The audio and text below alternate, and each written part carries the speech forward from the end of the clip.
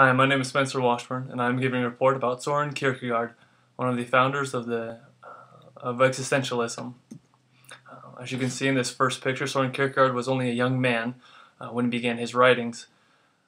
He was actually born in Copenhagen, Denmark, and he lived with his father and his mother. His father was very influential in his life.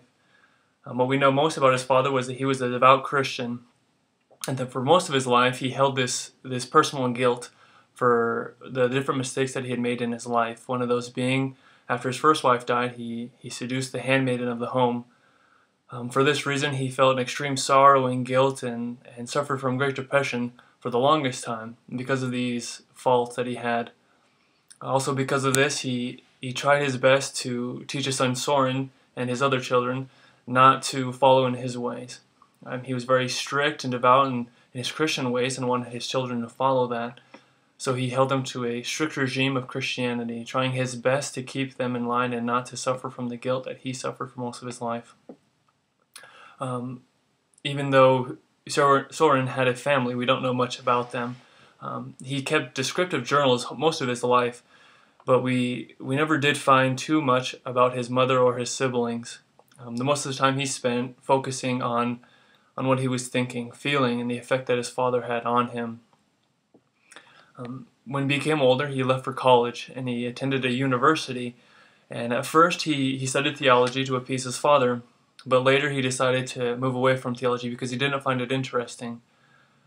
He actually was quite the flamboyant person as well. He chose to go to parties, be the life of the party, and meet very many different people and become part of the social life.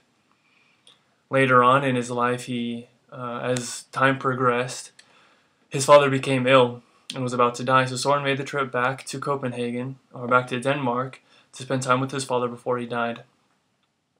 As his father was dying, he decided to reconcile himself with his father and say that he had lived a boisterous life for the past few years, but that was about to change. After the death of his father, Soren returned to Christendom and began to start a life devoted to Christianity and to its beliefs and its teachings. He changed his major at the university from theology to philosophy and writing. With this change, he started to write great papers about the Christian church and the Christian theology. He wanted everyone to know and understand that his beliefs were truly his, that they were not something that he studied and thought were his, but that he came to find that they truly were his own. This psychological view that he came upon is known as existentialism now. But unfortunately, back in his day, he was not accredited very well for this founding, mostly because the people didn't appreciate what he was doing. As what happens with most artists and great writers, their work becomes of great value and great worth after they die. The same has happened with Soren. His remarks on existentialism, or his ideas, were very simple.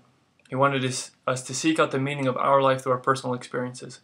He did not want us to be simple bypassers of this life, to coast through, do the minimum, and expect to live a happy life.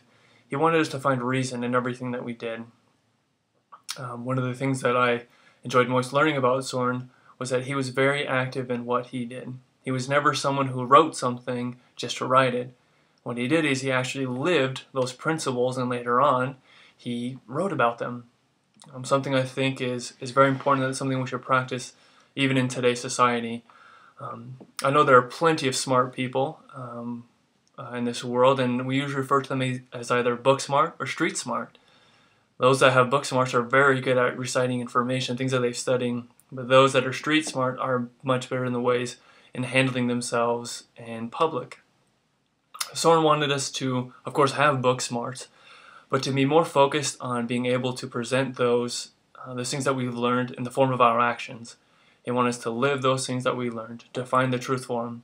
For example, if he wanted us to be a physician, he didn't want us to be a physician just because it paid well or because it brought fame. He wanted us to be a physician because it's something that we felt deep within our soul was the right thing to do.